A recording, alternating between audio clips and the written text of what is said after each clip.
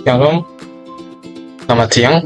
Ini saya akan bacakan atau mempresentasikan hasil dari wawancara yang sudah kami lakukan. Di sini saya sebagai moderator dari kelompok 1 dengan anggota kelompok berjumlah 4 orang. Di sini saya akan langsung saja. Kita masuk ke dalam profil wirausahawan. Untuk wirausahawan yang kami wawancara pada tugas ini adalah seorang wirausahawan kapurung yang membuka tempat usahanya di Watalulolo, Kecamatan Keci Toraja Utara. Untuk usahanya sendiri adalah usaha kapurung. Beliau berasal dari Makassar. Kemudian untuk usahanya sendiri telah berjalan sekitar hampir 5 tahun. Kemudian masuk ke poin yang pertama adalah inspirasi. Inspirasi beliau dalam saat membuka usahanya adalah karena terdesak oleh ekonomi. Kemudian beliau harus bayar kebutuhan anak-anaknya, baik kebutuhan sehari-hari maupun kebutuhan anaknya dalam biaya menempuh pendidikan. Kemudian mulai usaha. Awal mula beliau membuka usaha ini adalah dorongan dari suami beliau. Kebetulan suami beliau lama di Toraja, jadi beliau direkomendasikan untuk membuka usaha kapurung ini di Toraja. Kemudian tantangan dan risiko. Tantangan yang beliau hadapi sendiri adalah persaingan dunia pasar, terutama karena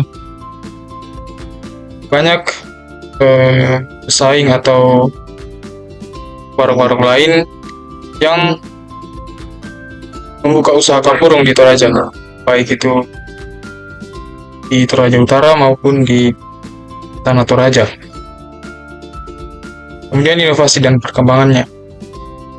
Beliau mencoba membuat kapurungnya berbeda dengan kapurung-kapurung yang biasanya dijual oleh usahawan lainnya, sehingga beliau menciptakan cita rasa tersendiri pada kapurungnya. Kemudian keberhasilan yang beliau sudah capai selama membuka usaha kapurung adalah beliau sudah bisa membeli tanah di kampung serta membangun rumah di kampung halamannya. Selanjutnya ada Wardah Kosmetik. Yang pertama inspirasi. Owner kosmetik Wardah Kosmetik yang memulai usaha ini yaitu munculnya kesadaran diri, keinginan untuk menghadirkan kosmetik halal, aman dan berkualitas bagi perempuan Indonesia. Yang kedua, awal mula ia merintis usaha ini karena ia mempunyai keinginan kuat untuk membuat produk kecantikan halal dan aman dipakai oleh perempuan Indonesia. Dengan modal yang tidak besar dan produksi yang kecil-kecilan, beliau mulai membuat produksi kosmetik dari rumah.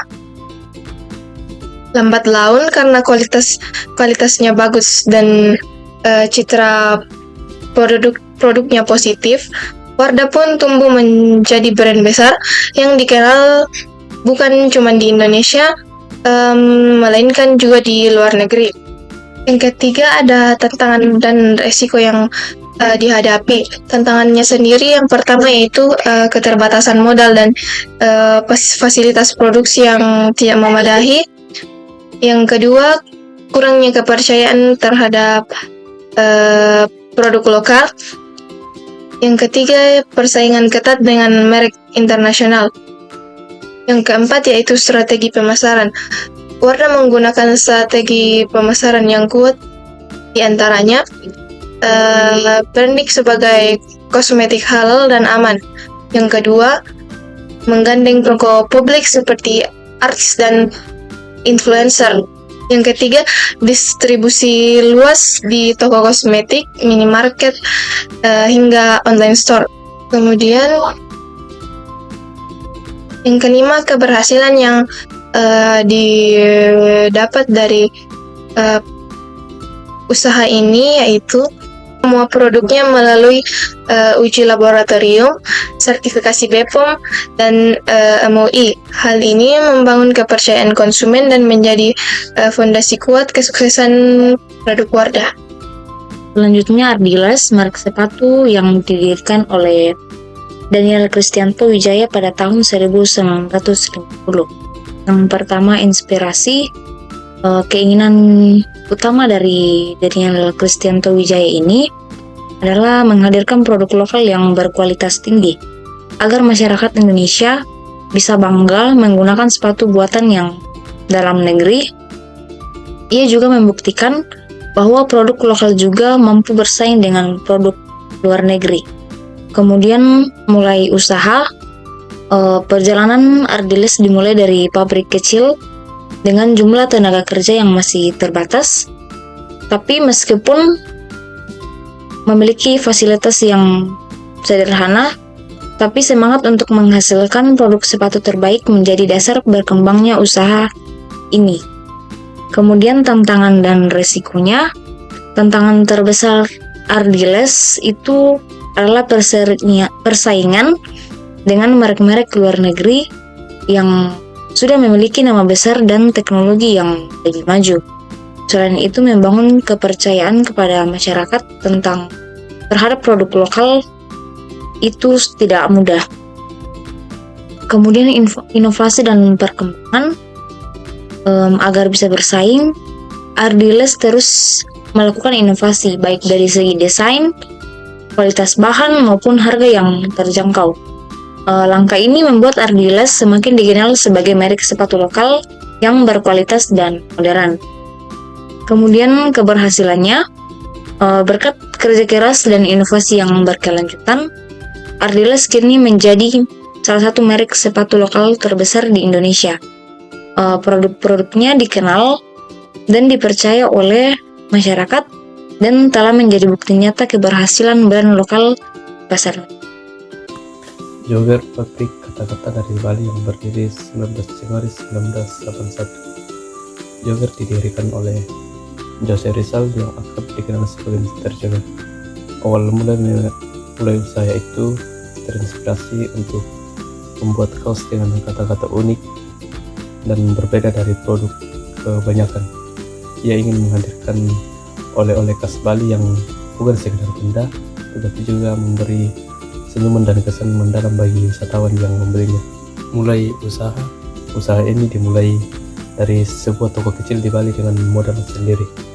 Dari sana terlahirlah kaos-kaos dengan tulisan lucu dengan kata-kata unik yang membuat orang bukan hanya membeli pakaian tetapi juga merasakan pengalaman. Tantangan yang dialami dalam berusaha yaitu banyak pesaing yang meniru desain dan gaya kata-kata Mr. Jogger. Yang kedua, menjaga keunikan dan orientasi agar tetap berbeda. Yang ketiga, menghadapi naik turunnya sektor pariwisata di Bali. Strategi pemasaran yaitu produk hanya dijual langsung di toko di Bali, tidak diperjualbelikan secara online. Berikut mengandalkan keunikan kata-kata sebagai identitas khas yang tak bisa disamai. Pencapaian selama berusaha itu toko ini tumbuh menjadi salah satu ikon oleh Bali yang legendaris.